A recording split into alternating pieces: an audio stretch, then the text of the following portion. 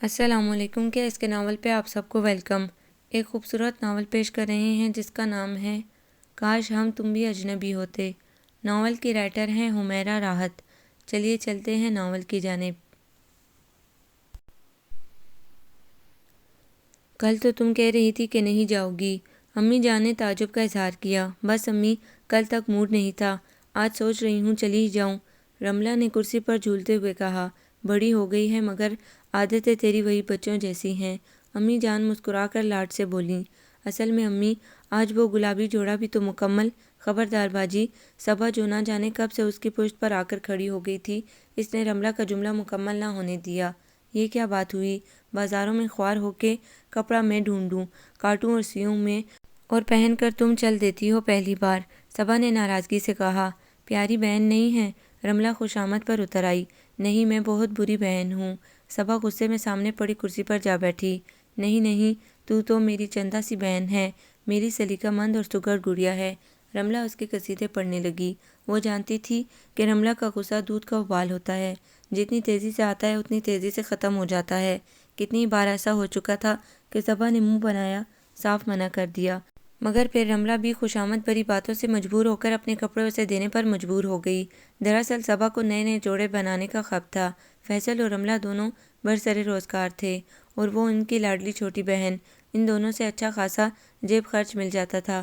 پھر شام میں وہ محلے کے بچوں کو جمع کر کے ٹیوشن بھی پڑھاتی تھی اور یوں یہ ساری جمع پونجی کپڑے بنانے پر خرچ ہو جاتی۔ اسے سلائی کٹائی کا بھی بڑا شوق تھا۔ ایک سے ایک ڈیزائن کے کپڑے تیار کرتی اور جب جوڑا مکمل ہوتا تو رملہ پہن کر آفس چلی جاتی، یا پھر آفس کی طرف سے آئے دن منعقد ہونے والی تقاریب میں صبا کے تیار کردہ ملبوسات کام آتے۔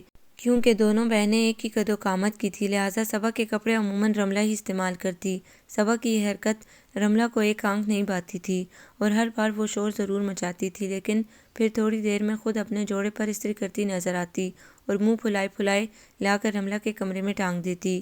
ابا میاں کا جب انتقال ہوا تو رملہ فرسٹ ایئر کی طالبہ تھی، فیصل میٹرک میں تھا اور صبا 9 کلاس میں تھی۔ ابا میاں یہ مکان اپنی زندگی میں بنوا گئے تھے، ورنہ سر پر سائبان تک نہ ہوتا۔ چچا وغیرہ نے اس موقع پر امی جان کا بڑا ساتھ دیا اور جب تک فیصل اور رملہ نے تعلیم مکمل نہ کر لی وہ برابر ان سب کی مالی امداد کرتے رہے۔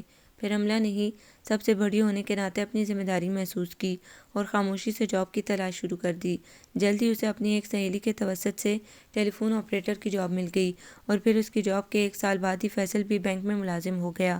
فیصل اگرچہ رملہ کی ملازمت کے خلاف تھا اور اس کا کہنا تھا کہ اب جب کہ میں کمانے کے قابل ہو گیا ہوں تو آپا کو سروس کرنے کی کیا ضرورت ہے، مگر رملہ کو اب عادت سی ہو گئی تھی آفس جانے کی۔ جس روز وہ گھر بیٹھتی اسے بڑی بوریت سی محسوس ہونے لگتی۔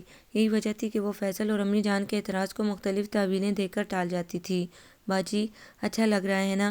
شام تک صبا کا موڈ بدل گیا تھا اور وہ ہمیشہ کی طرح رملہ کو اپنا نیا سوٹ پہنا کر خوش ہو رہی تھی۔ گلابی رنگ تو اس پر ہمیشہ سے کھلتا ہے۔ امی جان نے توصیفی نگاہوں سے رملہ کی طرف دیکھا۔ بس اب میں گلابی کلر کے کپڑے بنانے چھوڑ دوں گی، صبا نے اعلان کیا۔ تمہاری اطلاع کے لیے دوسرے کلرز بھی مجھ پہ کچھ ایسے برے نہیں لگتے، رملہ نے فیس پاؤڈر لگاتے ہوئے شرارت سے کہا۔ واپسی کس طرح ہوگی؟ امی جان فکر مند ہو کر بولیں۔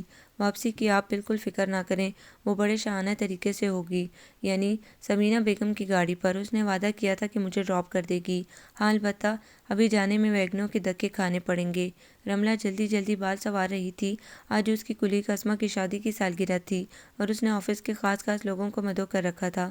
دیکھو فیصل آ جائے تو اس کے ساتھ چلی جانا اسکوٹر پر۔ فیصل آ جائے تب نا، اسے تو گھومنے سے ہی فرصت نہیں ہے۔ رملہ نے الماری سے ہینڈ بیگ لیا اور جانے کو تیار ہو گئی۔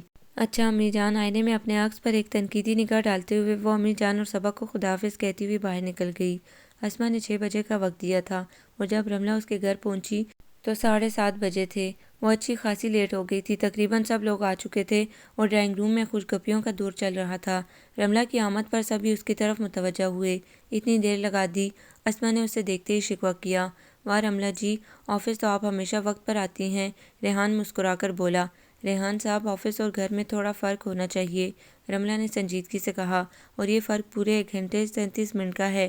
شجاع صاحب نے گھڑی پر نگاہ ڈالی۔ اصل میں سب سے زیادہ بور یہ صاحب ہو رہے تھے۔ اسماء اس کا ہاتھ تھام کر اسے احسن کے قریب لے آئی۔ رملہ نے جھکی جھکی نگاہیں اٹھا کر دیکھا۔ احسن روٹھا روٹھا سا اخبار کے مطالعے میں مصروف تھا۔ ذرا تم انہیں مناؤ، میں اتنے میں تمام انتظامات چیک کر لوں، اسماء سرگوشی میں بولی اور شرارت سے ہنستی ہوئی آگے بڑھ گئی۔ رملہ نے ادھر ادھر دیکھا، سب اپنی اپنی باتوں میں مصروف ہو چکے تھے۔ پلیز احسن، اس نے احسن کے مقابل بیٹھتے ہوئے اخبار کا کونا اپنی طرف کھینچا۔ اسماء مذاق کر رہی ہے، میں تم سے ناراض تو نہیں ہوں؟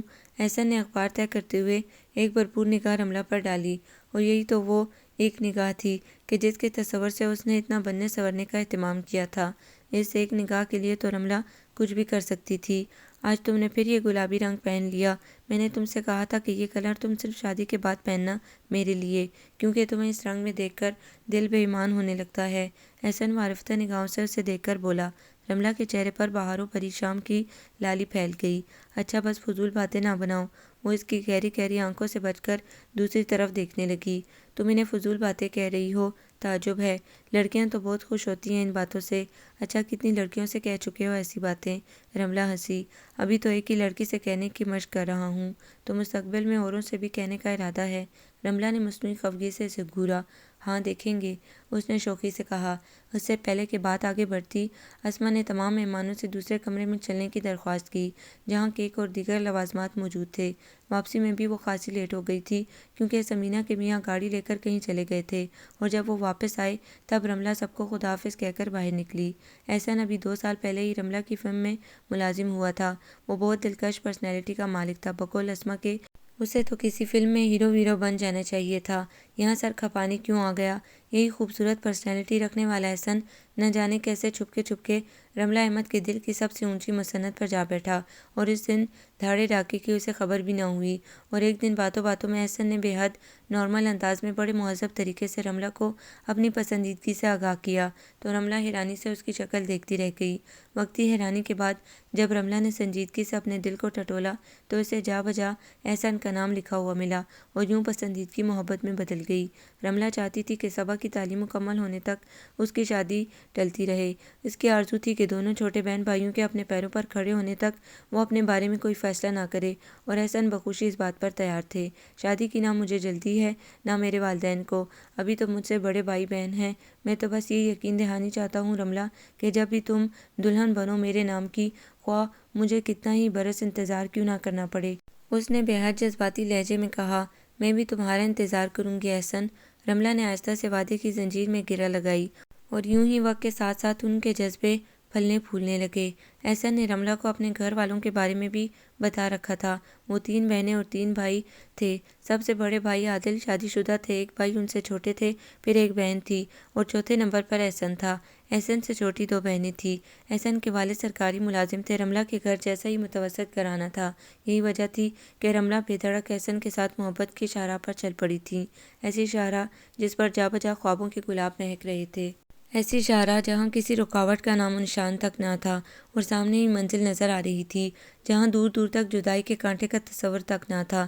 رملہ احسن کو اپنے لیے قابل فخر ساتھی سمجھتی تھی۔ صبا کو رملہ نے اپنا ہمراز بنا رکھا تھا۔ وہ صبا سے دوستوں کی طرح فری تھی، اور غائبانہ طور پر احسن کو اچھی طرح جانتی تھی۔ آج بھی وہ صبا کو پارٹی کی رویداد تفصیل کے ساتھ سنا رہی تھی۔ ارے تم لوگ باتیں ہی کیے جاؤ گی، سونا نہیں ہے تمہیں؟ امی کسی کام سے ان کے کمرے کے سامنے سے گزری تو رملہ کی کنکتی ہوئی ہنسی سن کر ڈانٹنے لگی۔ امی مجھے تو بہت سخت نیند آ رہی ہے، مگر یہ باجی بولے جا رہی ہیں۔ صبا نے جمائی لیتے ہوئے خود کو نیند میں ظاہر کیا۔ ہٹ جھوٹی، رملہ نے اپنی بڑی بڑی آنکھوں میں خفگی بھر کے اسے گھورا۔ امی خود ہی تو کریت کر مجھ سے پوچھے جا رہی ہیں کہ کھانے میں کیا کیا تھا، کیک کتنا بڑا تھا، فلاں نے کیسا لباس پہنا تھا، اور اچھا سو جاؤ اب بیٹا، آفس جانا ہے نا تمہیں، اور یہ صبا بھی کالج جائے گی۔ 1000 بار کہا ہے کہ رات کو جلدی سونا چاہیے، مگر ان لڑکیوں پر اثر ہی نہیں ہوتا۔ امی جان بڑبڑاتی ہوئی اپنے کمرے کی طرف چلی گئیں، اور وہ دونوں پھر سرگوشیوں میں باتیں کرنے لگیں۔ کیا حرج ہے احسن، میں نے کہا نا رملہ کہ میں اس طرح تمہیں اپنے گھر نہیں لے جا سکتا، میں اس طریقے کو مناسب نہیں سمجھتا۔ اتنا عرصہ گزر گیا لیکن میں آج تک تم سے وابستہ کسی شخص سے نہ مل سکی، جبکہ میرے گھر میں سب غائبانہ طور پر تمہیں جانتے ہیں۔ رملہ افسردگی سے بولی، بہت جلد سب سے ملاقات کروا دوں گا جان، تھوڑا سا انتظار اور۔ اصل میں بہن اور بھائی کی شادی کی تیاری ہو رہی ہے جو مجھ سے بڑے ہیں، میں اس شادی میں تمہیں بھی انوائٹ کر لوں گا۔ اس طرح نہ صرف تم میرے گھر والوں بلکہ پورے خاندان سے مل لینا۔ اب تو خوش؟ ہاں یہ ٹھیک ہے، رملہ خوش ہو کر بولی۔ اوہ میرے خدا، 5:30 بج گئے۔ اچانک اس کی نظر اپنی گھڑی کے سنہری ڈائل پر پڑی تو وہ پریشان ہو گئی۔ جلدی سے بل منگواؤ احسن، اب چلنا چاہیے۔ چلی جانا، ایسی جلدی کیا ہے؟ احسن نے اس کے ہاتھ پر اپنا ہاتھ رکھ دیا۔ پلازا کے خوبصورت اور نیم تاریک ہال میں وقت گزرنے کا پتہ ہی نہیں چل رہا تھا۔ نہیں احسن، رملہ نے آہستگی سے اپنا ہاتھ کھینچ لیا۔ امی جان سے جھوٹ بولتے ہوئے بہت شرمندگی ہوتی ہے مجھے۔ اس روز بھی میں تمہارے اصرار پر چائے پینے یہاں آ گئی تھی، اور وہاں گھر پہ امی جان فیصل کو بھیج رہی تھیں فون کرنے کہ ابھی تک کیوں نہیں پہنچی۔ وہ تو صبا نے مختلف طریقوں سے روکا انہیں، ورنہ سوچو کہ آفس سے کیا جواب ملتا۔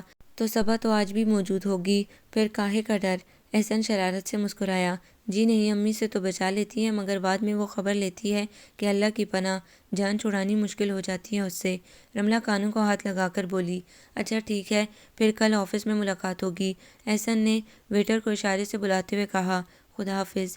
رملہ احسن کو خدا حافظ کہہ کر آہستہ آہستہ قدم اٹھاتی باہر آ گئی۔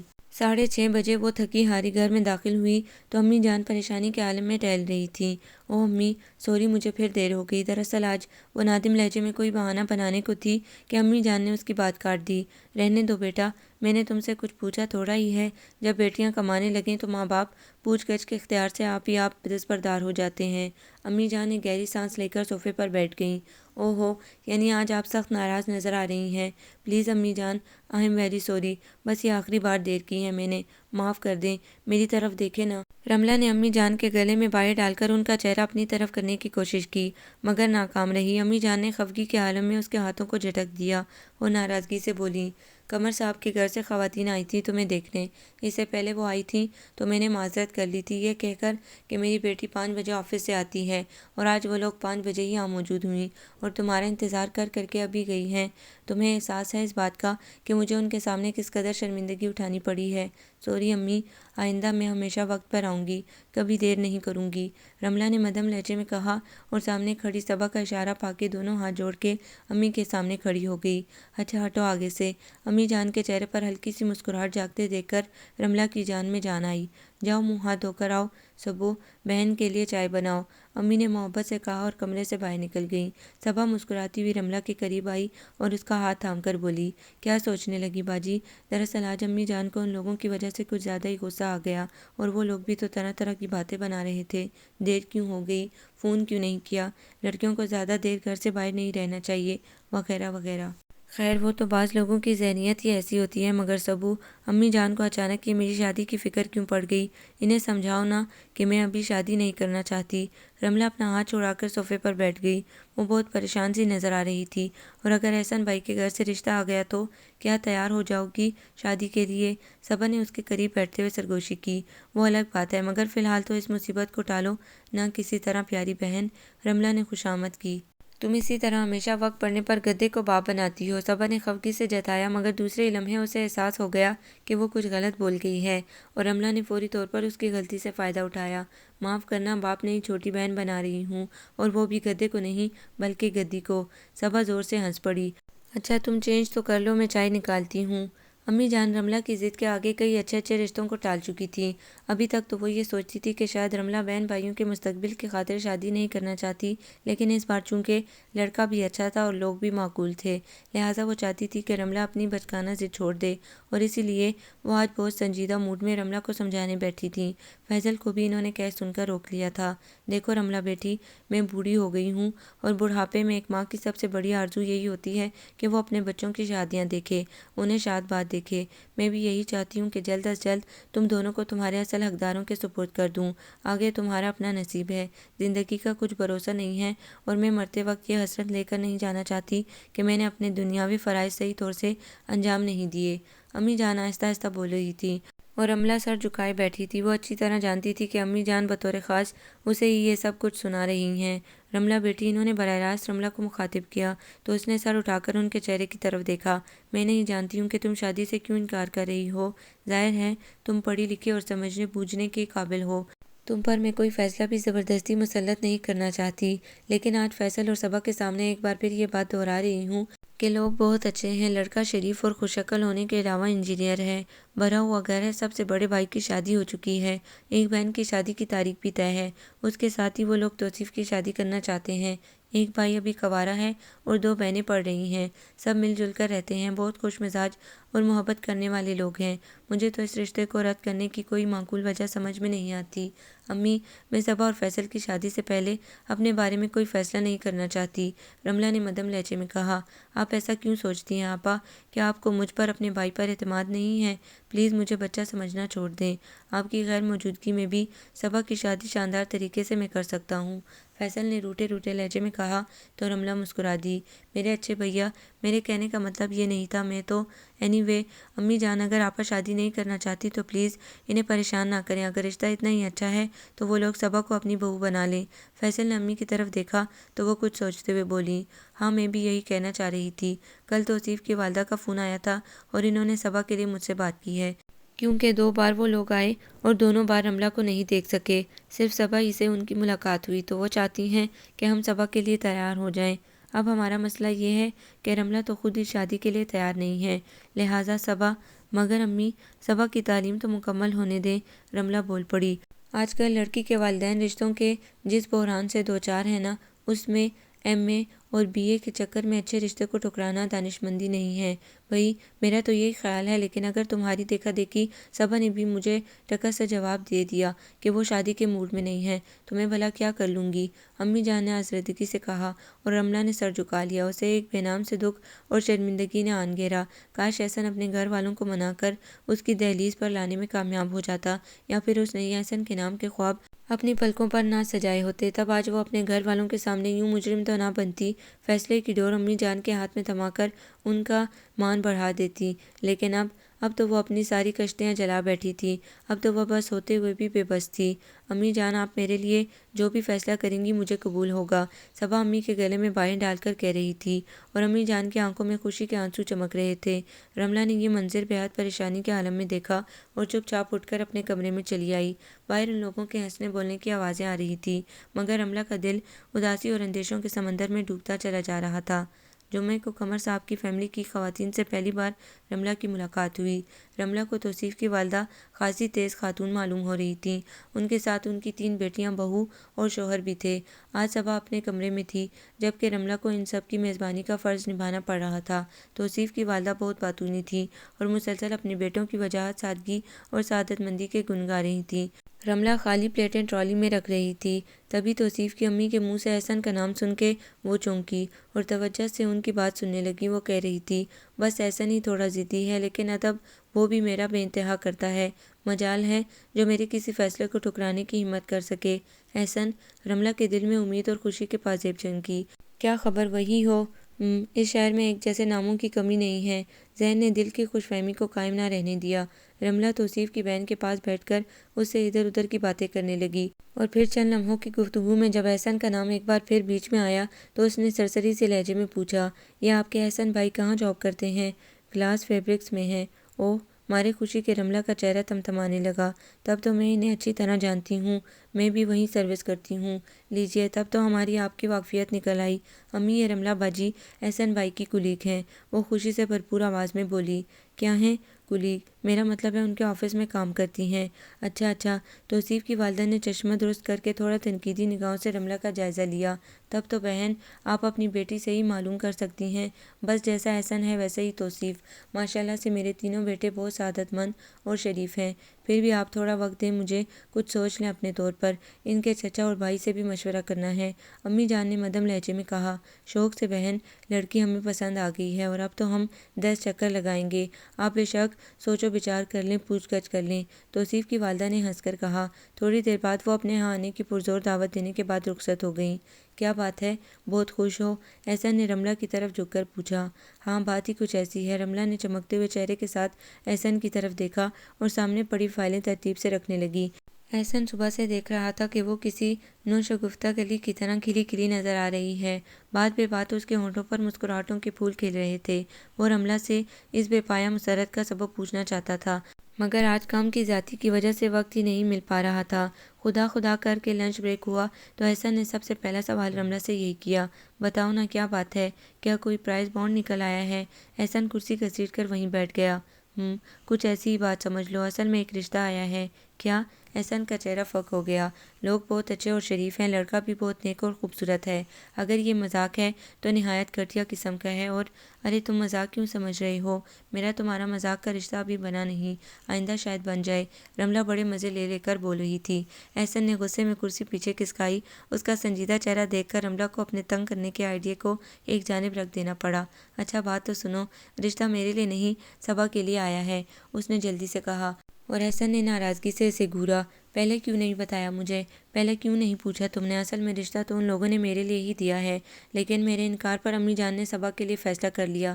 سب سے زیادہ خوشی مجھے یہ ہے احسن کہ لوگ بہت اچھے ہیں، اور نہ جانے کب سے میں ان لوگوں سے ملنا چاہ رہی تھی، مگر قدرت نے ملایا تو ایک نئے انداز میں۔ رملہ نے تفصیل سے بتایا۔ احسن کے چہرے کی رونق لوٹ آئی تھی۔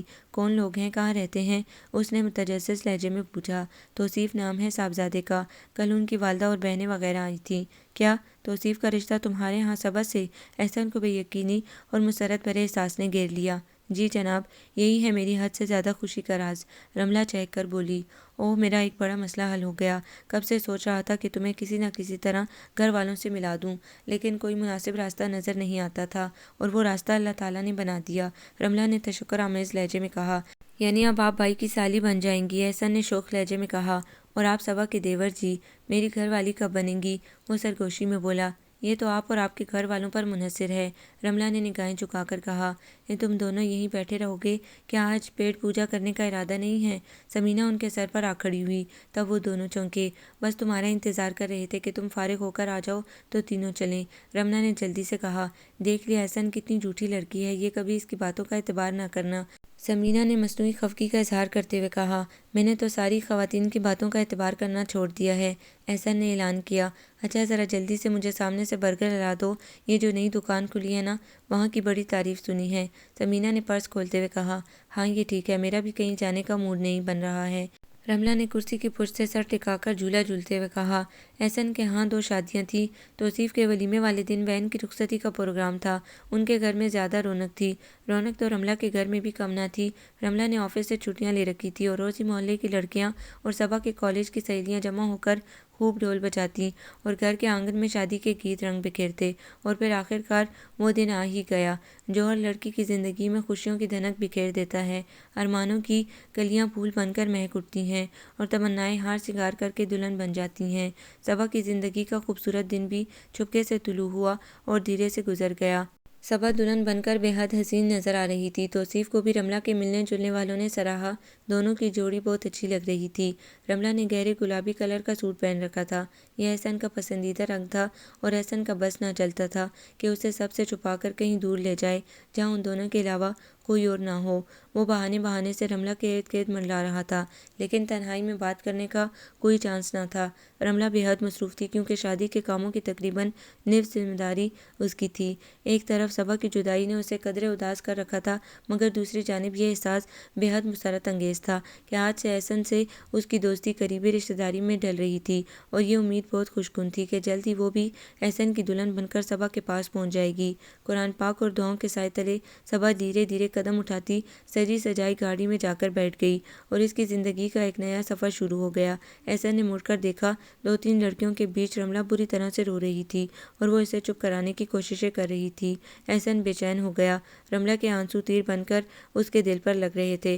اس کا جی چاہا کہ اس کی آنکھوں سے گرنے والے شبنمی قطروں سے اپنا دامن بھرے، اس پھولوں کی طرح مہکتی اور شیشے جیسے شفاف دل کی مالک لڑکی کا ہر دکھ اپنے نصیب کی تحریر بنا لے، لیکن سوائے دور سے دیکھنے کے وہ کچھ بھی نہ کر سکا۔ احسن بھائی چلنا نہیں ہے؟ نویرہ اپنا غرارہ سنبھالتی ہوئی کہہ رہی تھی۔ کہاں گم ہیں، چلے نا؟ دوسری کزن رابعہ نے اس کا بازو ہلایا۔ ہاں ہاں، گاڑی میں بیٹھو تم لوگ، کتنے لوگ باقی ہیں؟ بس ہم ہی 4-5 لڑکیاں باقی رہ گئی ہیں، جلدی کریں نا، وہاں رسمیں بھی شروع ہو جائیں گی، ان سے پہلے پہنچیں گے ہم لوگ، فکر نہ کرو، احسن ڈرائیونگ سیٹ پر بیٹھتے ہوئے بولا اور گاڑی سٹارٹ کر دی۔ شادی کے شروع دنوں میں ہر نوبیاہی لڑکی کی طرح صبا بے حد خوش نظر آتی تھی، ہر لمحہ مسکراتا چہرہ، جگمگاتی آنکھیں، بات پہ بات کہہ کر، لیکن پھر آہستہ آہستہ خوشیوں کی یہ رم جھم پھوار میں بدلی اور پھر یکا یک مطلع صاف ہو گیا۔ شادی کو ابھی سال بھی نہ گزرا تھا کہ سسرال والوں نے اپنا رنگ دکھانا شروع کر دیا۔ دراصل توصیف کی والدہ بے حد تیز خاتون تھیں اور بہوؤں کے لیے روایتی ساز۔ توصیف ماں اور بہنوں کے سامنے کچھ نہیں بول سکتے تھے، اکیلے میں ضرور صبا کی دلجوئی کرتے، مگر اپنی امی کے سامنے یوں لا تعلق سے بن جاتے کہ جیسے صبا سے کوئی واسطہ ہی نہ ہو۔ توصیف کے بڑے بھائی عادل شارجہ میں سروس کرتے تھے، وہ تو بس چھٹیوں میں مہمانوں کی طرح آتے اور خاطر تواضع کروا کے لوٹ جاتے۔ ان کی بیگم ثنا بھابی بھی بے حد دبنگ چیز تھی، ساس کو ذرا خاطر میں نہ لاتی تھی اور زیادہ تر اپنا وقت میکے میں گزارتی تھی، جبکہ صبا جوں ہی میکے کا نام لیتی ساس کی تیرویوں پر بل پڑ جاتے اور وہ طرح طرح کے ہیلے بہانوں سے اسے روکنے کی کوشش کرنا شروع کر دیتی۔ صبا کے سسر قمر صاحب بیچارے اس قسم کے شوہر تھے جو بیوی کے سامنے دم نہیں مار سکتے تھے۔ دروازے پر بیل بجی تو رملہ نے تیزی سے آگے بڑھ کر گیٹ کھولا۔ ارے صبا، ہائے سچ، ابھی ابھی میں اور امی تمہاری باتیں کر رہے تھے، رملہ نے صبا سے گلے ملتے ہوئے کہا، اور اسی لمحے اس کی نگاہ صبا کے پیچھے کھڑے مسکراتے ہوئے احسن پر پڑی اور اس کے چہرے پر ہلکی سی سرخی دوڑ گئی۔ آج تو یہ احسن زبردستی لے کر آئے ہیں، کہہ رہے تھے آپ کی بہن اس قدر بیمار ہے، مگر باجی تم تو بھلی چنگی نظر آ رہی ہو۔ صبا رملہ کے ساتھ چلتے ہوئے بولی، کوئی نہیں بیمار ہوں، اللہ کا شکر ہے، بالکل ٹھیک ٹھاک ہوں، لوگوں کو تو افواہیں پھیلانے کا شوق ہوتا ہے۔ رملہ نے ڈرائنگ روم کھولتے ہوئے ہنس کر کہا۔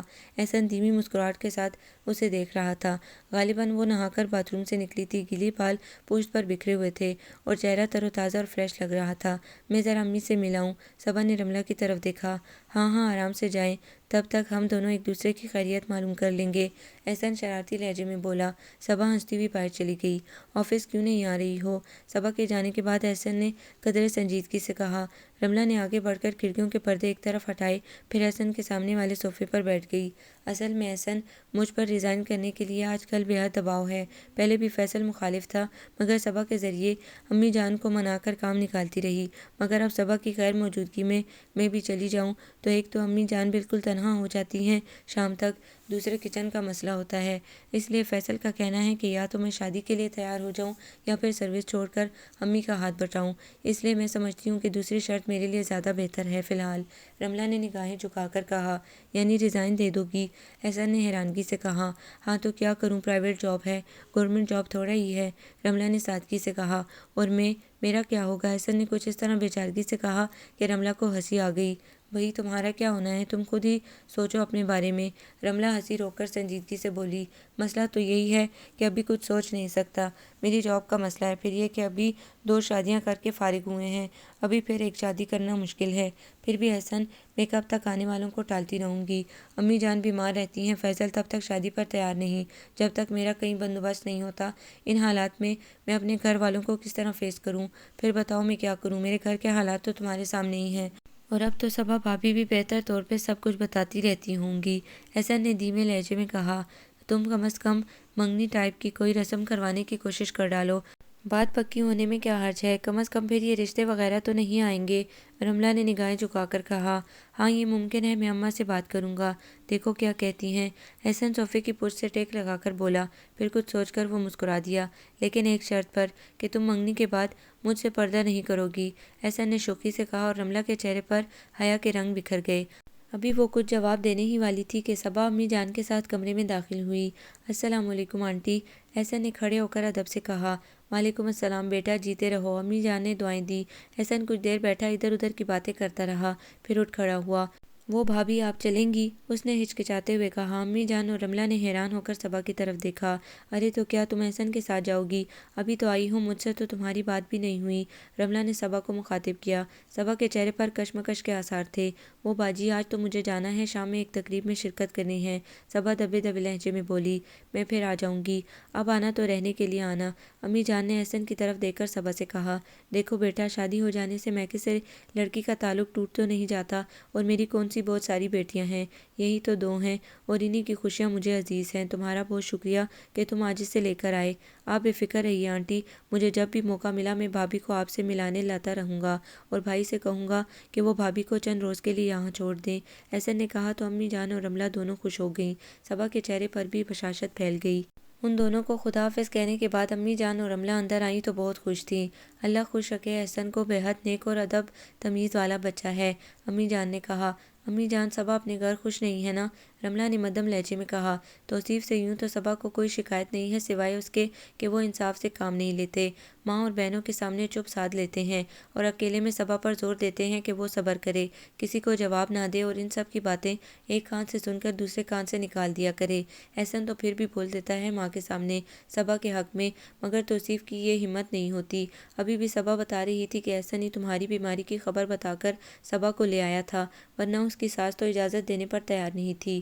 کیوں آنے نہیں دیتی وہ صبا کو؟ کیا ان کی شادی شدہ بیٹی اپنے میکے رہنے کے لیے نہیں آتی ہیں؟ رملہ نے دکھ سے کہا۔ بیٹی اور بہو میں بہت فرق ہوتا ہے بیٹی۔ امی جان نے ٹھنڈی سانس لی۔ کیا آپ بھی یہ فرق رکھیں گی امی؟ رملہ نے غور سے امی جان کے چہرے کی طرف دیکھا۔ ساس کو ماں بننے کے لیے بے حد حوصلے کی ضرورت ہوتی ہے اور شاید میرے اندر اتنا حوصلہ ہے کہ میں فیصل کی بیوی کو بیٹی بنا کر رکھ سکوں۔ ویسے یہ تو وقت ہی بتائے گا، مگر پھر بھی اتنا بھروسہ تو ہوگا تمہیں اپنی ماں پر کہ وہ کم از کم ایک روایتی ساس ثابت نہیں ہوگی۔ امی جان آزردہ لہجے میں بولی۔ میں جانتی ہوں امی جان، میں نے تو بس یوں ہی پوچھ لیا تھا، ورنہ کیا میں آپ کو جانتی نہیں؟ آپ کے مزاج، آپ کی عادت کو۔ آپ تو ہم لوگوں کے لیے بھی کبھی روایتی ماں نہیں بنی، بلکہ ہمیشہ ہمیں ایک دوست کی طرح گائیڈ کیا، تو بہو کے لیے کس طرح آپ سخت گیر ساز بن سکتی ہیں؟ رملہ نے امی جان کے گلے میں باہیں ڈال دیں۔ وہ اپنے بے ساختگی میں کیے ہوئے سوال پر بے حد نادم سی تھی۔ وقت دھیرے دھیرے آگے بڑھتا رہا۔ صبا مشکلات میں تھی کیونکہ ابھی تک اس کے ہاں کسی نئے مہمان کی خوشخبری کی پیشکش نہ گونجی تھی اور توصیف کی اماں دن رات بہانوں سے اسے سناتی رہتی تھی۔ یہ ہے جن کے ہاں پہلے ہی سال بچہ ہو جائے تو ہو جائے، دیر ہو جائے تو دیر ہو ہی جاتی ہے، تو یہ بچے کے بغیر بھی سہاگن کی کوئی زندگی ہے؟ بڑی دلہن کے ہاں تو شادی کے تیسرے ماہ ہی خوشخبری مل گئی تھی۔ ایک یہ آئی ہے سبز قدم، وہ برملا کہتیں۔ اولاد تو خدا کے ہاتھ میں ہے امی، میرا بس چلے تو میں آپ کو کل ہی خوشخبری سنا دوں، مگر اور پھر اولاد مرد کے نصیب سے بھی ہوتی ہے۔ کبھی کبھی صبا کی قوت برداشت جواب دے دیتی تو وہ بول اٹھتی، لیکن ایک جملے کے عوض ساس اسے اتنی باتیں سناتی کہ وہ آئندہ زبان بندی کا عہد کر لیتی۔ اور پھر اس روز تو جیسے گھر میں قیامت آ گئی جب احسن نے بہت ڈرتے ڈرتے اپنی شادی کے لیے رملہ کا نام تجویز کیا۔ کیا تمہارا دماغ درست ہے؟ کیا دنیا کے تختے پر ایک وہی لڑکی رہ گئی ہے تمہارے لیے؟ لو بھلا بتاؤ کہ تمہاری بڑی بھابھی اور اس کی بڑی بہن تم سے عمر میں 2-4 سال بڑی ہی ہوگی، اور پھر اس گھر سے ایک لڑکی ہی لا کر میں پچھتا رہی ہوں، چاہے جائے کہ دوسری کو بھی بہو بنا لوں۔ وہ چراغ پا ہو کر بولی۔ احسن تم یہ خیال بھی اپنے دماغ سے نکال دو، تم سے لاڈ کرنے کا یہ مطلب نہیں کہ میں ہر جائز ناجائز بات مان لوں تمہاری۔ میری زندگی میں تمہاری یہ خواہش کبھی پوری نہیں ہو سکتی۔ میں خوب سمجھتی ہوں یہ پٹی تمہیں توصیف کی دلہن نے ہی پڑھائی ہوگی۔ ہاں بھئی، آخر اتنا اچھا گھر اور اتنی سیدھی سادی ساس نندیں کہاں ملیں گی ان کی بہن کو؟ یہ بالکل غلط ہے اماں، میں رملہ کو توصیف بھائی کی شادی سے بہت پہلے سے جانتا ہوں اور بھائی کی شادی سے بہت پہلے سے میرا یہی خیال تھا۔ احسن نے احتجاج کیا۔ اوہ، یعنی توصیف کی شادی خاص طور پر صبا سے کرائی گئی ہے تاکہ رملہ بھی آسانی سے اس گھر کی بہو بن جائے؟ اماں بہت دور کی کوڑی لائیں، آپ کیسی باتیں کر رہی ہیں اماں؟ احسن جھنجھلا گیا۔ آپ خود گئی تھی وہاں، خود آپ نے بھابھی کو پسند کیا اور اس طرح کہہ رہی ہیں جیسے یہ کوئی پلان تھا۔ میں آپ سے پوچھتا ہوں کیا برائی ہے صبا بھابھی میں؟ احسن کو بھی غصہ آ گیا تھا۔ کوئی برائی ہو یا نہ ہو، بہرحال رملہ اس گھر کی بہو نہیں بن سکتی۔ میں تمہارے لیے ایک اور جگہ لڑکی دیکھ چکی ہوں اور شادی تمہاری وہیں ہوگی جہاں میں چاہوں گی۔ اماں کی آواز میں کوئی لچک نہ تھی۔ احسن نے بے بسی سے ان کی شکل دیکھی اور اٹھ کھڑا ہوا۔ ٹھیک ہے اماں، آپ زیادہ سے زیادہ وہاں میری شادی نہ ہونے دیں گی تو نہ ہونے دیں، لیکن میں ایک بات واضح کر دینا چاہتا ہوں کہ شادی میں رملہ سے ہی کروں گا، ورنہ کبھی نہیں کروں گا۔ آپ کو یہ حسرت ہی رہے گی کہ آپ کا بیٹا صحرا باندھے۔ احسن نے بہت دھیمے لیکن مضبوط لہجے میں کہا اور باہر نکل گیا۔ اماں حیرانی سے ہلتے ہوئے پردے کو دیکھ رہی تھی۔ رات 10 بجے کے قریب فون کی گھنٹی بجی تو بے چینی سے ٹہلتی رملہ نے جلدی سے ریسیور اٹھایا۔ امی جان عشاء کی نماز پڑھ رہی تھی اور فیصل باہر دوستوں میں گیا ہوا تھا۔ ہیلو رملہ، میں احسن ہوں۔ احسن کی آواز تھکی تھکی سی تھی۔ احسن کب سے تمہارے فون کا انتظار کر رہی تھی۔ کیا ہوا، آج امی سے بات ہوئی تھی؟ رملہ نے بے چینی سے پوچھا۔ ہاں ہوئی تو تھی، لیکن رملہ دراصل امی کا مزاج تو تمہیں پتہ ہی ہے کہ انہوں نے تو یکسر میری پسند کو مسترد کر دیا ہے۔ احسن نے رک رک کر کہا۔ رملہ کا دل جیسے لمحہ بھر کو حرکت کرنا بھول گیا۔ اس نے تو جب سے یہ خبر سنی تھی کہ آج احسن اپنی امی سے بات کرے گا، وہ بے پناہ خوش تھی۔ خوبصورت خواب اس کے آنکھوں میں بن بلائے ہی آبد سے تھے۔ بات بے بات ہنسی اس کے لبوں سے پھوٹ رہی تھی۔ اس کی آنکھوں کی چمک امی جان سے بھی پوشیدہ نہ رہ سکی تھی۔ کیا بات ہے رملہ، آج تم بہت خوش نظر آ رہی ہو۔ ہاں امی، رملہ نے امی جان کے گلے میں باہیں ڈال کر ان کے رخسار پر پیار کر لیا۔ بس یہ نہ پوچھیے گا کیوں؟ اس لیے کہ سبب تو مجھے بھی خود بھی نہیں معلوم۔ وہ کھلکھلا کر ہنس پڑی اور امی جان نے اسے پیار سے دیکھتے ہوئے دل ہی دل میں اس کی خوشیاں قائم رہنے کی ہزاروں دعائیں کر ڈالیں، لیکن شاید وہ ساری دعائیں رستے ہی سے پلٹ آئی تھیں۔ رملہ کی آنکھوں میں جلتے آس کے سارے ہی چراغ ایک لمحے میں بجھ گئے۔ لہجے میں سوگواری سی آپسی، کیا کہہ رہے ہو احسن، کیا یہ سچ ہے؟ ہاں بھلا اتنا سنگین مذاق میں کر سکتا ہوں، احسن نے تھکی تھکی آواز میں کہا۔ مگر کیوں؟ کوئی وجہ بتائی انہوں نے؟ رملہ نے مضطرب لہجے میں دریافت کیا۔ اماں جب کوئی فیصلہ کر لیتی ہیں تو اس کی کوئی معقول وجہ کا ہونا یا نہ ہونا ان کے لیے کوئی مسئلہ نہیں ہوا کرتا، بس جو کچھ اس کے ذہن میں آ جائے وہی ان کا فیصلہ بن جاتا ہے۔ پھر اب کیا ہوگا؟ رملہ نے ڈوبتے ہوئے لہجے میں کہا۔ کچھ نہیں ہوگا، گھبرانے کی بات نہیں رملہ، مجھ میں اتنا حوصلہ ہے کہ میں اپنے وعدے کو نبھا سکوں، تمہارے سوا میری زندگی میں کوئی دوسری لڑکی نہیں آئے گی، احسن نے مضبوط لہجے میں کہا۔ میرا یقین تو متزلزل ہو رہا ہے احسن، رملہ نے مدھم آواز میں کہا۔ کیا تمہیں مجھ پر، میری زبان پر بھروسہ نہیں ہے رملہ؟ اگر تم نے میرا ساتھ دیا تو ساری رکاوٹوں کو پار کر کے تمہیں اپنا لوں گا، یہ اور بات ہے کہ تم ہی ہمت ہار بیٹھو، احسن نے کہا تو رملہ نے ایک ٹھنڈی سانس لی۔ رشتہ بھی تو میرا اور تمہارا بہت نازک ہے، صبا کی طرف بھی دیکھنا پڑتا ہے۔ ہاں بھابھی کی حالت واقعی قابل رحم ہے، سارا قصور توصیف بھائی کا ہے، وہ بھی بہت ڈرپوک اور ڈھیلے ہیں، اماں کے آگے ایک لفظ بھی نہیں بول سکتے۔ آج بھی کوئی بیچ نہ ہوتے ہوئے بھی صبا بھابھی کو اچھی خاصی باتیں سنا ڈالی اماں نے۔ کس کا فون ہے رملہ بیٹی؟ امی جان نے لاؤنج میں داخل ہوتے ہوئے کہا۔ سمرینہ کا ہے امی، رملہ نے جلدی سے کہا اور پھر ہولے سے خدا حافظ کہہ کر ریسیور کریڈل پر ڈال دیا۔ بات سننے کے بجائے بگڑتی چلی گئی۔ احسن اپنی شادی کا تذکرہ چھیڑ کر اور اماں کے سامنے رملہ کا نام لے کر عجیب مخمصے میں پڑ گیا تھا۔ اماں نہ صرف اس کی بات ماننے سے انکار کر چکی تھیں بلکہ اب اس کی کڑی نگرانی شروع کر دی تھی۔ صبا سے اب وہ بات نہیں کر سکتا تھا، اگر اکیلے میں بات کرنا ہوتی تو کوئی نہ کوئی بہن آ کر کھڑی ہو جاتی یا پھر اماں کو صبا سے کوئی کام پڑ جاتا۔ پہلے کبھی کبھار وہ صبا کو اس کے میکے لے جایا کرتا تھا، مگر اب اس پر رملہ کے گھر جانے پر پابندی لگ چکی تھی۔ فون پر بھی سن گن لینے کی کوشش کی جاتی کہ وہ کس سے مخاطب ہے۔ اماں کو اب احسن کی ہر حرکت مشکور لگتی تھی۔ ان دنوں عادل بھائی شارجہ سے آئے ہوئے تھے، احسن نے موقع مناسب سمجھتے ہوئے ان سے بات کی تو وہ بھی بے حد متفکر ہو گئے۔ یار یہ تو بڑا گمبھیر مسئلہ ہو گیا ہے، اماں تو اگر ایک بار اپنی زبان سے نہیں نکال دیں تو پھر کبھی وہ نہ ہاں میں نہیں بدلتی۔ بہرحال دیکھتے ہیں، رات کو گھر میں ہی رہنا، توصیف کو بھی بٹھا لیں گے، بات کرتے ہیں، عادل نے احسن کے شانے پر ہاتھ رکھتے ہوئے کہا۔ اور پھر رات کو تینوں بھائی اور نصرت اماں کے کمرے میں جمع تھے۔ نصرت کی شادی توصیف کے ساتھ ہی ہوئی تھی اور وہ جو آج کل رہنے کے لیے آئی ہوئی تھی۔ عادل نے تو صبا کو بھی اس میٹنگ میں شریک کرنے کی تجویز پیش کی تھی، مگر احسن نے منع کر دیا کیونکہ وہ جانتا تھا کہ اماں رملہ کو برا بھلا کہنے سے باز نہ آئیں گی اور صبا کے لیے یہ سب تکلیف دہ ہوگا۔ لیکن وہ اس بات سے بے خبر تھا کہ کمرے کی کھڑکی کے پیچھے کھڑی صبا سب کچھ سن رہی ہے اور اماں کے منہ سے نکلتے لفظوں کے تیر براہ راست اس کے دل تک پہنچ رہے ہیں۔ اندر کمرے میں عادل نرم لہجے میں اماں کو سمجھا رہے تھے۔ اماں توصیف کی شادی پر میں ان کی سالی سے مل چکا ہوں، وہ پڑھی لکھی، خوبصورت اور میچور لڑکی ہے، میرا تو خیال ہے کہ یہ رشتہ بہت مناسب رہے گا۔ تم اپنا خیال اپنے پاس رکھو میاں، اماں بھڑک اٹھیں۔ مجھے وہ لڑکی بالکل پسند نہیں ہے، اول تو احسن سے عمر میں بڑی ہے، دوم یہ کہ صبا کی بہن ہے، اور ایک گھر سے میں دو بہنیں لینے کی نہیں، ایک بہن نے ہی میرا دل بہت شاد کیا ہے جو میں دوسری کو بھی اپنے سر پہ لا کر بٹھا لوں، مگر امی احسن کو وہ پسند ہے، عادل نے پہلو بدل کر کہا۔ توصیف سر جھکائے بیٹھے تھے اور احسن نے بھی خاموشی اختیار کی ہوئی تھی۔ پسند ہے تو کر لیں جا کر خود اپنے لیے بات، میں تو دوبارہ رشتہ لے کر اس دہلیز پر نہیں چھوڑوں گی، اماں نے تنک کر کہا۔ میری سمجھ میں نہیں آتا کہ آخر اس لڑکی میں ایسے کیا سرخاب کے پر لگے ہیں کہ اسی پر اصرار کیا جا رہا ہے، اماں کو ناپسند ہے تو نہ صحیح، بہت لڑکیاں ہیں دنیا میں اس کے علاوہ، نصرت نے الجھ کر کہا۔ وہی اس لیے اصرار کیا جا رہا ہے کہ وہ احسن کا انتخاب ہے اور زندگی احسن نے ہی گزارنی ہے، عادل نے وضاحت کی۔ تو ٹھیک ہے، اللہ کا لاکھ لاکھ احسان ہے کہ توصیف ابھی مجھے کچھ سمجھتے ہیں، احسن اگر خود سری پر اتر آئے ہیں تو آ جائیں، ماں کے مقابل ہمارے خاندان میں آج تک ایک گھر کی دو لڑکیاں بہو نہیں بنی ہیں، اب اگر رملہ سے احسن ضد کر کے شادی کر لیں گے تو پھر صبا اس گھر میں نہیں رہے گی، توصیف کو اس سے اپنا رشتہ ختم کرنا ہوگا۔ کیوں توصیف، تم تو رکھو گے نا میرا مان؟ اماں نے کچھ زابطیدہ ہو کر کہا۔ باہر کھڑی صبا نے مضطرب ہو کر کھڑکی کے پردے کو ذرا سا سرکایا۔ اس کے عین سامنے توصیف بیٹھے تھے۔ اماں کے مخاطب کرنے پر انہوں نے چونک کر اماں کی طرف دیکھا۔ لمحہ بھر کو ان کے لیے چہرے کا رنگ پھیکا پڑا اور پھر سر جھکا کر وہ پھنسی پھنسی آواز میں بولے، جی ہاں اماں، جیسا آپ چاہیں گی ویسا ہی ہوگا۔ اور باہر کھڑی صبا جیسے ساری کی ساری پتھر بن گئی۔ اسے یوں لگ رہا تھا جیسے اس کے چاروں طرف اونچی اونچی لہریں ہوں اور جس کشتی میں وہ سوار ہے اس میں سوراخ ہو گیا ہو اور پانی تیزی سے کشتی میں بڑھ رہا ہو۔ باہر پانی، اندر پانی، وہ کیا کرے کیا نہ کرے۔ شدید سردی کے باوجود اس کا سارا جسم پسینے میں ڈوب گیا تھا۔ اس کی قسمت کا فیصلہ تو ہو گیا تھا، اب اور کیا سننا باقی تھا۔ وہ نہ جانے کس طرح اپنے آپ کو گھسیٹتی ہوئی اپنے کمرے تک لے کر آئی اور کمرے میں آ کر ضبط کے سارے بندھن ٹوٹ گئے۔ نیم تاریک کمرے میں وہ بے قراری سے رو رہی تھی۔ کوئی بھی نہ تھا جو اس کے سر پہ ہاتھ رکھ کر اسے دو لفظ تسلی کے کہہ سکتا۔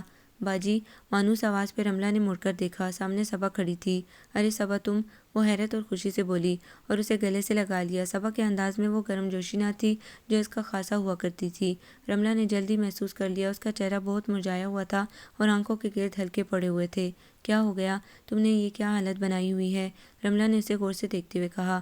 مجھے تم سے کچھ بات کرنی ہے، ذرا اپنے کمرے میں چلو، صبا جذبات سے عاری لہجے میں بولی۔ وہ دونوں کمرے میں آ گئیں۔ تم آئی کس کے ساتھ؟ رملہ نے پوچھا۔ توصیف آئے ہیں، ڈرائنگ روم میں بیٹھے ہیں امی جان کے پاس۔ اور اتنے دن بعد کیوں آئی؟ سچ کسی دن تمہارے میاں سے لڑ پڑوں گی میں۔ رملہ نے مصنوعی ناراضگی کا اظہار کیا، مگر صبا کے چہرے پر مسکراہٹ کا شائبہ تک نہ تھا۔ وہ بہت خاموش اور الجھی سی تھی۔ کیا ہوا ہے سبو؟ میرا تو جی ہولنے لگا ہے تمہاری خاموشی سے، رملہ نے صبا کے سرد ہاتھ اپنے ہاتھ میں لیتے ہوئے کہا۔ باجی، صبا کی آنکھوں میں آنسو آ گئے۔ میرے گھر کی سلامتی داؤ پر لگی ہوئی ہے اور اس گھر کو لوٹنے سے تم ہی بچا سکتی ہو، وہ بھرائی ہوئی آواز میں بولی۔ میں؟ رملہ حیرانی سے ساکت رہ گئی۔ ہاں تم، اس لیے کہ میں پہلے ہی اس گھر میں، جہاں تم لوگوں نے اپنی پسند اور مرضی سے بھیجا تھا، بہت خوشگوار زندگی نہیں گزار رہی تھی، مگر تم نے احسن کے ذریعے میری زندگی کو ایک طوفان سے ہمکنار کر دیا ہے۔ باجی، تمہاری وجہ سے ان دنوں میرا سسرال میں جینا، چین کی ایک سانس لینا مشکل ہو گیا ہے۔ اٹھتے بیٹھتے میری ساس تمہیں اور ہمارے پورے گھرانے کی صلواتیں سناتی ہیں، تمہیں تو ایسے ایسے الفاظ کہتی ہیں کہ میں جنہیں دہرا نہیں سکتی، امی جان تک کو نہیں چھوڑتی۔ صبا رونے لگی۔ رملہ کا چہرہ سفید پڑ گیا۔ احسن کو منگنی کا مشورہ دیتے وقت اس کے وہم و گمان میں بھی نہیں تھا کہ صبا بھی اس اقدام سے متاثر ہو سکتی ہے۔ صبا نے آنچل سے اپنے آنسو خشک کیے اور دوبارہ بولی۔ احسن تم سے شادی کے لیے بضد ہے، جبکہ میری ساس اس پر کسی طور تیار نہیں ہے۔ وہ کہتی ہیں ہمارے خاندان میں ایک گھر سے دو لڑکیاں نہیں لیتے، اور اگر احسن نے بغیر ان کی مرضی کے تم سے شادی کر لی تو توصیف کو مجھے طلاق دے کر گھر بٹھانا ہوگا۔ کیا کہہ رہی ہو صبا؟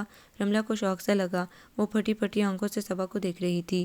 میں سچ کہہ رہی ہوں، اگر یقین نہیں آتا تو جاؤ کل ہی احسن سے کورٹ میرج کر لو، مگر یاد رکھنا کہ پھر تمہاری صبا بھی اپنی پیشانی پر طلاق کی کالا لگا کر اس گھر میں بیٹھی ہوگی اور خوشیاں تمہیں بھی نصیب نہیں ہوں گی۔ باجی، کہ خوشیاں تو کسی کو کچھ دینے سے ملتی ہیں، تم اور احسن تو سب کچھ چھین کر تباہ کرنے پر تلے ہوئے ہو۔ صبا کا لہجہ بہت تلخ تھا۔ رملہ کا سارا وجود جیسے کسی نے کنویں کے ٹھنڈے پانی سے بھگو دیا تھا، صرف ایک دل تھا جو حرکت کر کے اس کے زندہ ہونے کا ثبوت دے رہا تھا، ورنہ تو وہ بالکل ہی ساکت تھی، بے حس و حرکت۔ اسی لمحے امی جان تیزی سے کمرے میں داخل ہوئیں۔ وہ تو اس تمام قصے سے انجان تھی۔ رملہ کو صبا کے قریب بیٹھا دیکھ کر خفگی سے بولیں، رملہ بیٹا، کچھ چائے کے ساتھ بنا لیتی، تم تو بہن کے ساتھ باتوں میں ایسی مصروف ہوئی کہ بہنوئی سے آ کر عاملینہ خاطر تواضع کا انتظام کیا، جا کر سلام تو کراؤ اور پھر اچھی سی چائے بنا کر بازار سے سموسے وغیرہ منگوا لو۔ اور صبا تم؟ اچانک روانی سے بولتی ہوئی امی جان کو احساس ہو گیا کہ صبا اور رملہ کے چہروں پر ویرانیوں کا راج ہے۔ رملہ خاموشی سے اٹھ کر باہر چلی گئی۔ صبا، گھر میں تو سب خیریت ہے؟ رملہ کے جانے کے بعد امی جان نے متفکر لہجے میں پوچھا۔ جی امی، ٹھیک ہے سب، صبا نگاہیں چرا کر بولی۔ اس کی پلکوں پر آنسوؤں کی نمی تھی اور رخسار بھیگے بھیگے سے تھے۔ صبا، میں جانتی ہوں کہ تم اپنے سسرال میں خوش نہیں ہو، مگر بیٹا پھر بھی میں یہی کہوں گی کہ خدمت اور محبت ہی وہ واحد ہتھیار ہے جس سے تم ہر دل کو جیت سکتی ہو۔ تمہاری ساس بھی آخرکار ایک عورت ہے، اور عورت کا دل تو اللہ تعالیٰ نے نرمی، ہمدردی اور محبت سے گون کر بنایا ہے۔ وہ ضرور ایک نہ ایک دن موم ہو جائیں گی۔ شروع شادی میں ہر لڑکی سسرال میں مختلف قسم کے مسائل سے دوچار ہوتی ہے، لیکن 5-6 سال کے بعد ہر لڑکی اپنے گھر کے ماحول میں رچ بس جاتی ہے۔ اللہ تمہاری گود بھر دے، تمہاری ساس کا رویہ بھی درست ہو جائے گا پوتے کو دیکھ کر۔ امی جان نے بہت محبت سے صبا کے سر پہ ہاتھ رکھ کر اسے سمجھایا، اور صبا نے ان کا ہاتھ پکڑ کر اپنی آنکھوں سے لگا لیا۔ آپ میرے لیے دعا کیا کریں امی جان، وہ بھرائی ہوئی آواز میں بولی۔ ماں تو ہر سانس کے ساتھ اپنی اولاد کے لیے دعا کرتی ہے بیٹا، اور تمہارے لیے تو میں بہت زیادہ دعائیں کرتی ہوں، کیونکہ مجھے معلوم ہے کہ تم ایک امتحان سے گزر رہی ہو۔ امی جان نے سوگوار لہجے میں کہا۔ اچھا چلو اٹھو، منہ ہاتھ دھو کر اپنا حلیہ درست کرو اور جا کر میاں کے پاس بیٹھو۔ وہ کیا کہیں گے کہ آج اتنے عرصے بعد وہ آئے ہیں اور سب کے سب غائب ہو گئے۔ صبا چپ چاپ اٹھ کر باتھ روم میں چلی گئی۔ رات کو ٹیلی فون کی گھنٹی بجی۔ رملہ اور فیصل دونوں ہی ٹی وی لاؤنج میں تھے۔ ریسیور رملہ نے ہی اٹھایا۔ ہیلو، وہ مدھم آواز میں بولی۔ احسان بات کر رہا ہوں۔ احسان کی آواز بہت پرسمودہ سی تھی۔ رملہ نے کنکیوں سے فیصل کی طرف دیکھا۔ وہ ٹی وی میں مگن تھا۔ مجھے تم سے بہت ضروری بات کرنی ہے، ایک بار مل سکتی ہو؟ اس نے بلا کسی تمہید کے کہا۔ رملہ نے دوبارہ مختصر سا جواب دیا۔ وہیں پلازا میں جہاں پہلے ایک دو بار ملے ہیں وہاں؟ رملہ ہچکچائی۔ وہ ہوٹل آفس کے قریب تھا اور وہاں کے کسی ساتھی سے ملاقات کا خاصا امکان موجود تھا۔ وہاں اس لیے کہ وہی جگہ دیکھی بھالی ہے، دوسری جگہ تلاش کرنے میں تمہیں دشواری ہوگی۔ میرا خیال ہے کل 3 بجے بہتر رہے گا۔ ٹھیک ہے، رملہ نے اچانک فیصلہ کر لیا اور احسن کو مزید کچھ کہنے کا موقع دیے بغیر ریسیور رکھ دیا۔ پھر وہ ٹی وی لاؤنج میں رکی نہیں، سیدھی اپنے کمرے میں آ گئی۔ اسے توقع تھی کہ احسن آج ضرور رابطہ قائم کرے گا اور اسی امید پہ وہ بیکار ہی ٹی وی کے سامنے بیٹھی بے مقصد پروگرام دیکھے جا رہی تھی۔ کمرے میں آ کر بے چینی اور بے سکونی اور بڑھ گئی۔ لائٹ روشن نہ کرنے کے باوجود اندھیرے میں صبا اور احسن کے چہرے بڑے واضح انداز میں اس کے سامنے تھے۔ صبا کی آنکھوں میں آنسو تھے اور احسن کے پاس کل دیکھے ہوئے حسین خوابوں کی تعبیریں۔ کبھی تعبیریں اپنی طرف بلاتی تھیں تو کبھی آنسو پیچھے ہٹنے پر مجبور کر دیتے تھے۔ نہیں نہیں، اس نے آنکھیں بند کر کے سر مصری کی پشت سے ٹیک دیا۔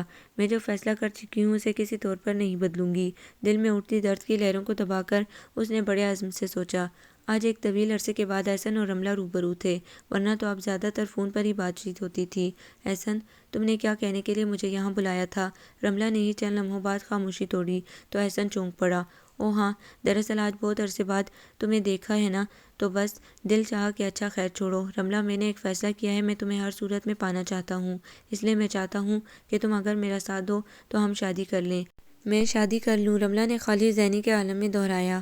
ہاں، احسان بے حد جوش سے بولا۔ ہم شادی کر لیں گے، میں تمہارے لیے سب کو چھوڑ دوں گا، اپنے گھر والوں کو، اپنے گھر کو اور ہر اس شخص کو جو ہماری راہ میں آئے گا۔ نہیں احسن، میں ایسا نہیں کر سکتی، رملہ نے مضبوط لہجے میں کہا اور احسن حیرانی سے اس کا منہ دیکھتا رہ گیا۔ ہاں، میں ایسا نہیں کر سکتی اور نہ ہی تم ایسا کوئی قدم اٹھاؤ گے، اس لیے کہ میری بہن، میری بے قصور اور معصوم بہن جو صرف میری وجہ سے تمہارے گھر میں اپنے سسرال والوں کا ہر ستم اٹھا رہی ہے، برباد ہو جائے گی۔ میں جانتی ہوں اس کی ساس میرا تو کچھ نہیں بگاڑ سکیں گی، لیکن اسے طلاق دلوا دیں گی، اس لیے کہ تمہارے ہاں ایک گھر سے 2 بہنیں نہیں دی جاتی ہیں۔ رملہ کی آواز پر آ گئی۔ اس نے پلکیں چپک چپک کر اپنی پلکوں تک آتے آنسوؤں کو روکا۔ احسن کا سر جھک گیا تھا۔ شاید تمہیں یاد ہو احسن کہ توصیف بھائی کا رشتہ میرے لیے آیا تھا، لیکن میں تم میں انوالو تھی۔ اگر یہ انوالومنٹ نہ ہوتی تو شاید میں آج وہ پریشانیاں اٹھا رہی ہوتی جو صبا کا مقدر ہیں۔ صبا نے میری خاطر اپنی تعلیم بھی ادھوری چھوڑی، اس کے اقرار نے امی جان کا مان بھی رکھ لیا اور میرے عہد و پیمان کا بھی، اور میں اس قربانی کا صلہ یہ دوں کہ تم سے شادی کر کے اسے تنہا چھوڑ دوں۔ وہ تنہا نہیں ہوگی توصیف بھائی، یہ انتہائی قدم نہیں اٹھا سکتے۔ اماں کی بات محض دھمکی ہے، احسن نے سمجھانے کی کوشش کی لیکن رملہ نے اسے بولنے نہیں دیا۔ نہیں احسن نہیں، یہ دھمکی حقیقت بن سکتی ہے، اگر اس میں کوئی وزن نہ ہوتا تو توصیف بھائی صبا کو خاص طور پر میرے پاس لے کر نہ آتے کہ وہ مجھے سمجھائے۔ اگر یہ محض دھمکی ہوتی تو جس وقت بات ہوئی تھی اسی لمحے وہ آنٹی کو بتا دیتے کہ وہ ایسا نہیں کریں گے۔ رملہ کا لہجہ تیز تھا۔ پھر اس مسئلے کو کیسے حل کیا جائے؟ احسن نے پریشان ہو کر کہا۔ یہ مسئلہ جذباتیت سے نہیں بلکہ ذہن سے حل ہوگا احسن، رملہ بے حد تحمل سے بولی۔ دیکھو احسن، نہ ہی میں اپنے گھر والوں کو چھوڑ سکتی ہوں، نہ تم زیادہ عرصے گھر سے دور رہ سکتے ہو۔ صبا کی وجہ سے یہ مسئلہ اور زیادہ الجھ گیا ہے، لہٰذا بہتر یہی ہے کہ ہم دونوں اپنے اپنے خوابوں کو خدا حافظ کہہ کر ہمیشہ کے لیے جدا ہو جائیں۔ جدا ہو جائیں؟ احسن نے زخمی نگاہوں سے رملہ کی طرف دیکھا۔ ہاں، یہی بہتر ہے، اس لیے کہ ہم تم ایک ایسے رشتے میں بندھے ہیں کہ اس رشتے کی سلامتی ہماری جدائی ہی مانگتی ہے۔ رملہ نے نگاہیں جھکا لیں۔ صرف اماں کی فضول سی ضد کی وجہ سے نہ، ورنہ تو یہ کوئی ناممکن سی بات نہ تھی، احسن نے بے بسی سے کہا۔ ہاں لیکن آنٹی اور ان کی ضد بھی تو ایک حقیقت ہے احسن، اور ہمیں اس حقیقت کو قبول کرنا ہے بہادری اور سچائی سے، رملہ نے رسانیت سے کہا۔ تم تو بات بے بات گھبرا جانے والی، بہت جلدی ہمت ہار دینے والی لڑکی تھی رملہ، تم میں اتنا حوصلہ کہاں سے آیا؟ احسن نے اسے غور سے دیکھتے ہوئے یاسیت بھرے لہجے میں کہا۔ سچ پوچھو تو یہ حوصلہ مجھے میری بہن کے آنسوؤں نے دیا ہے۔ مجھے دوسرے کی آنکھ کے آنسوؤں اور دکھے ہوئے دل کی بددعاؤں سے بہت خوف آتا ہے احسن۔ میں اپنی نئی زندگی کا سفر بددعا سے نہیں دعاؤں کے سائے تلے شروع کرنا چاہتی ہوں، اور اب تو جانے یہ سفر شروع ہوگا بھی یا نہیں۔ آخری جملہ رملہ نے صرف سوچا، کہا نہیں۔ بہت دیر ہو گئی، اب چلنا چاہیے۔ رملہ نے گھڑی پر نگاہ ڈالی۔ میں اماں کو منانے کی کوشش کرتا رہوں گا، ایک نہ ایک دن وہ شاید میری بات مان ہی لیں۔ رملہ تم میرا نہیں احسن۔ رملہ نے احسن کی بات مکمل ہونے سے بیشتر ہی کاٹ دی۔ میں اب مزید کسی خواب کی انگلی تھام کر چلنا نہیں چاہتی۔ بہتر ہے کہ ہم دونوں ہی اپنے ارد گرد قائم خوش فہمی کے حصار کو توڑ دیں۔ رملہ کا لہجہ بے حد سپاٹ تھا۔ احسن اس کی شکل دیکھتا رہ گیا۔ کتنی چینج ہو گئی تھی وہ، پہلے والی رملہ سے کس قدر مختلف۔ میں امی جان سے سمینہ کے ہاں جاتے کا کہہ کر آئی تھی، دیر ہو گئی تو وہ ان کے ہاں فون نہ کر لیں۔ رملہ اٹھ کھڑی ہوئی۔ اچھا، خدا حافظ، احسن نے تھکے تھکے لہجے میں کہا۔ وہ رملہ کا چہرہ کچھ اس طرح دیکھ رہا تھا کہ رملہ نے بڑی محنت سے اپنے گرد بہادری اور بے اتنائی کا جو خول چڑھایا تھا اس میں دراڑیں پڑنے لگی تھیں۔ وہ بنا ایک لفظ کہے تیزی سے مڑی اور ہوا کے جھونکے کی طرح باہر نکل گئی۔ کبھی کبھی یوں بھی ہوتا ہے کہ آنسو آنکھوں سے نہیں نکلتے، دل کے اندر بہتے رہتے ہیں، چیخیں ہونٹوں پہ نہیں روح کے اندر گونجتی رہتی ہیں، اور دل درد کے سمندر میں ڈوب جاتا ہے، مگر چہرے پر ایک شکن بھی نہیں آتی۔ رملہ کے اندر کا حال کسی کو نظر نہیں آ رہا تھا، لیکن وہ خود تو باخبر تھی۔ اس نے تیزی سے جاتے ہوئے رکشے کو ہاتھ دیا اور رکشے کے رکتے ہی تقریباً دوڑ کر اس میں سوار ہو گئی۔ رکشے میں بیٹھتے ہی ضبط کے سارے بندھن ٹوٹ گئے۔ رملہ نے آنکھوں پر ہاتھ رکھ لیا اور آنسوؤں کو بہنے دیا۔ اپنے خوابوں کو سمیٹیں گے بچھڑنے والے، کس کو معلوم ہے اب کون کدھر جائے گا۔ رملہ، امی جان نے اسے آواز دی تو وہ چونکی۔ جی امی، کیا بات ہے بیٹا؟ کئی روز سے دیکھ رہی ہوں وہ چپ چپ رہنے لگی ہو، اگر مناسب سمجھو تو مجھے بتا دو۔ امی جان، رملہ اپنی جگہ سے اٹھ کر ان کے پاس جا بیٹھی اور ان کا ہاتھ اپنے ہاتھ میں لے کر بولی، آپ کیسی باتیں کر رہی ہیں؟ ایک آپ ہی تو میری دوست بھی ہیں، غمسار بھی اور ہمراز بھی۔ آپ سے میں کس طرح کوئی بات چھپا سکتی ہوں؟ بس صبا کی طرف سے تھوڑی فکر رہتی ہے اور کوئی بات نہیں ہے۔ صبا کی طرف سے تو میں بھی بہت پریشان رہتی ہوں، مگر یہ ایک ایسا مسئلہ ہے جسے صبا کو خود ہی حل کرنا ہے، اور انشاءاللہ وہ اسے حل کرنے میں کامیاب بھی ہو جائے گی۔ اللہ کا شکر ہے کہ میری دونوں بیٹیاں بہت سمجھدار اور سلجھو ہیں، بس بیٹا تم اس کے لیے دعا کیا کرو۔ جی امی، رملہ نے سر جھکا لیا۔ ارے ہاں، صبا کے ذکر پہ یاد آیا کہ کل ان کی ساس کا فون آیا تھا۔ کیوں؟ رملہ کے چہرے پر ایک رنگ سا آ کر گزر گیا۔ وہ عادل کے بیٹے کی سالگرہ ہے کل، میں نے کہا کہ میری طرف سے تو معذرت قبول کر لیں، یوں بھی بچوں کی تقریب ہے، فیصل اور رملہ آ جائیں گے۔ امی، ہم لوگ بھی کون سے بچے ہیں؟ رملہ نے بیزاری سے کہا۔ میں کہیں نہیں جاؤں گی۔ ارے پاگل ہوئے ہو کیا؟ امی جان نے خفگی سے کہا۔ جانا تو بہت ضروری ہے، لوگوں کیا سوچیں گے کہ دعوت بھی دے دی اور اس کے باوجود نہیں آیا کوئی۔ بہو کے گھر سے میکے والے جانا آنا لینا دینا رکھیں تو بیٹی کا وجود بھاری رہتا ہے سسرال میں۔ میرا خیال ہے کہ آج تم بازار جا کر کوئی اچھا سا گفٹ لے آنا، تم لوگ اپنی طرف سے گفٹ دے دینا اور میری جانب سے پیسے دے دینا، میرا خیال ہے یہی ٹھیک رہے گا۔ کیا خیال ہے؟ امی جان نے رملہ کی طرف دیکھا جو کسی گہری سوچ میں گم تھی۔ رملہ، امی جان نے اس کا کندھا ہلایا تو وہ چونکی۔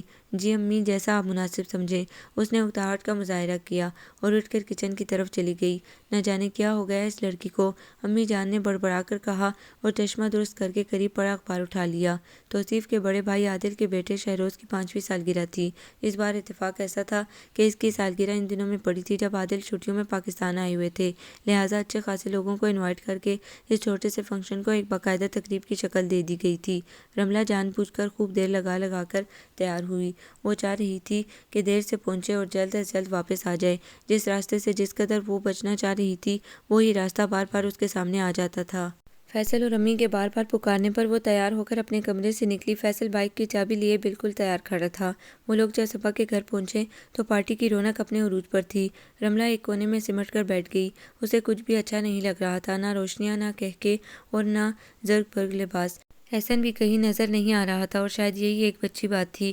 رملہ کے لیے وہ احسن کو اس کے نام سے دیکھے ہوئے ہر ایک خواب کو، اس سے منسوب ہر یاد کو بھول جانا چاہتی تھی، مگر مجبوریاں تقدیر بن کر اس کے ارادے کے راستے میں حائل ہو جاتی تھیں۔ کاش اس کا ہر راستہ احسن کے راستے سے نہ ٹکراتا، ان دونوں کے بیچ یہ رشتہ داری کا تعلق نہ ہوتا۔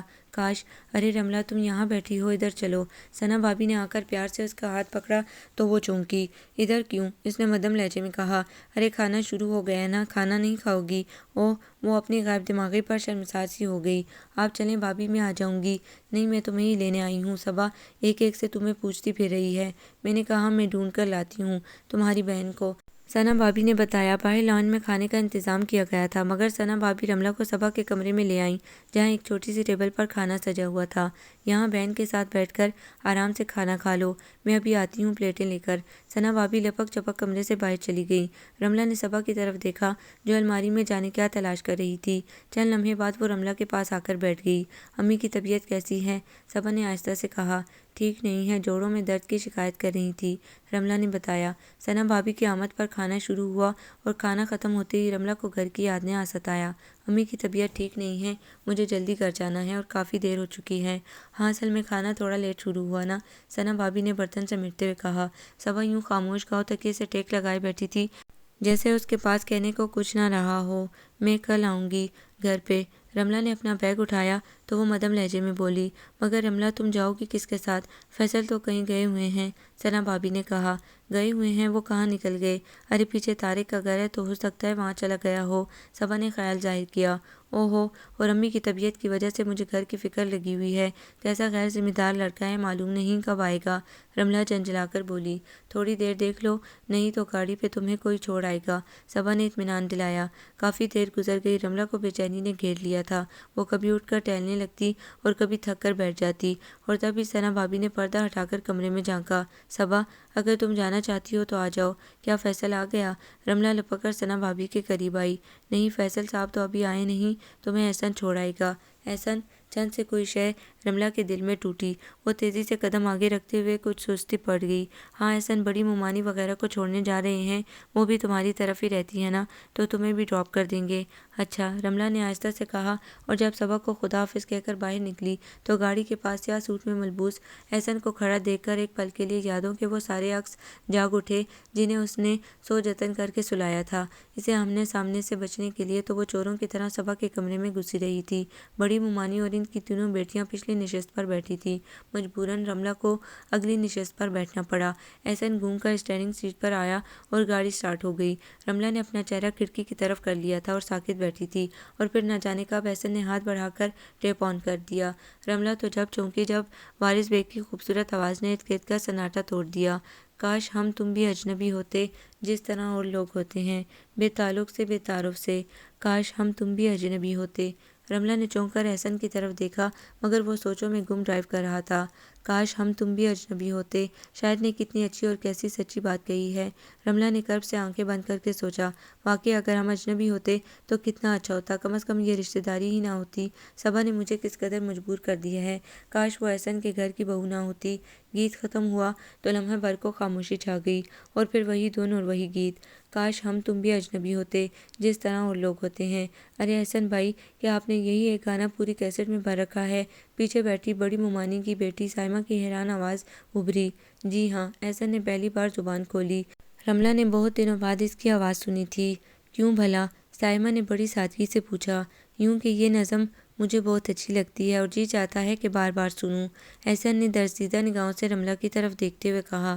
رملہ نے دوسری سمت منہ پھیر لیا، مگر پھر بھی وارث بیگ کی خوبصورت آواز نے اس کے دل میں چھپے زخموں کو چھو لیا، اور جیسے ان سارے زخموں کے منہ کھل گئے۔ کالی رات کی سیاہی نمکین آنسوؤں کے قطرے بن کر رملہ کی آنکھوں میں پھیل گئی۔ کاش ہم تم بھی اجنبی ہوتے جس طرح اور لوگ ہوتے ہیں، بے تعلق سے بے تعارف سے، کاش ہم تم بھی اجنبی ہوتے۔ بے قراری نہ بے کلی ہوتی، نہ مکمل نہ زندگی ہوتی، یوں نہ ہوتی اذیتیں دل میں، زندگی بھی نہ ہوتی مشکل میں، آنسوؤں سے نہ دوستی کرتے، اپنے دل سے نہ دشمنی کرتے، یوں نہ لمحے ستاتے جدائی کے، دوسروں کی طرح ہم بھی خوش رہتے۔ کاش ہم تم بھی اجنبی ہوتے جس طرح اور لوگ ہوتے ہیں، بے تعلق سے بے تعارف سے، کاش ہم تم بھی اجنبی ہوتے۔ اس ایک لفظ کاش کی دیوار کے اس پار بے شمار پھول کھلے تھے، اور اس طرف زخم ہی زخم تھے، نارسائی کے زخم، دوریوں کا کرب، مل کے بچھڑنے کا دکھ بہت بھاری ہوتا ہے، مگر پھر آہستہ آہستہ صبر آ ہی جاتا ہے۔ اور یہ ایک ایسی قربتیں تھیں کہ بار بار رملہ اور احسن کا آمنا سامنا ہوتا تھا، بار بار ہر زخم کا منہ کھلتا تھا، اور بار بار دل پر جدائی کے دکھ وار کرتے تھے۔ یہ ایک ایسا تعلق تھا کہ جس نے خوشی بننے کے بجائے دونوں کے دلوں میں گھاؤ ڈال دیے تھے، زندگی اجیرن کر دی تھی۔ نہ رملہ تعلق کے اس دھاگے کو توڑ سکتی تھی اور نہ احسن منہ پھیر کر گزر سکتا تھا۔ چاہے زندگی درد بن جائے یا پھر پلکوں پر اشکوں کی بارات اتر آئے، تعلق تو نبھانا ہی تھا۔ سینکڑوں لوگوں کی موجودگی میں جو رشتہ داری قائم ہوئی تھی اس کا بھرم تو رکھنا ہی تھا۔ گاڑی ایک دھچکے سے رکی۔ رملہ نے دیکھا اس کا دروازہ سامنے تھا۔ بنا ایک الفاظ کہے، بنا ایک نگاہ احسن کے چہرے پر ڈالے، وہ جلدی سے گاڑی سے اتر گئی۔ احسن نے گاڑی تیزی سے آگے بڑھائی۔ رملہ چند لمحے دروازے پر ساکت کھڑی اس خالی سڑک کو تکتی رہی جہاں اب احسن کی گاڑی کا کوئی نام و نشان نہ تھا۔ پھر اس نے ایک گہری سانس لے کر کال بیل پر انگلی رکھ دی۔ کوئی اس کے دل میں بیٹھا سسک رہا تھا، کاش ہم تم بھی اجنبی ہوتے جس طرح اور لوگ ہوتے ہیں، بے تعلق سے، بے تعارف سے۔ آپ کو یہ ناول کیسا لگا؟ کمنٹس میں اپنی رائے ضرور دیں۔ ہمارے چینل کو لائک کریں، سبسکرائب کریں، شیئر کریں۔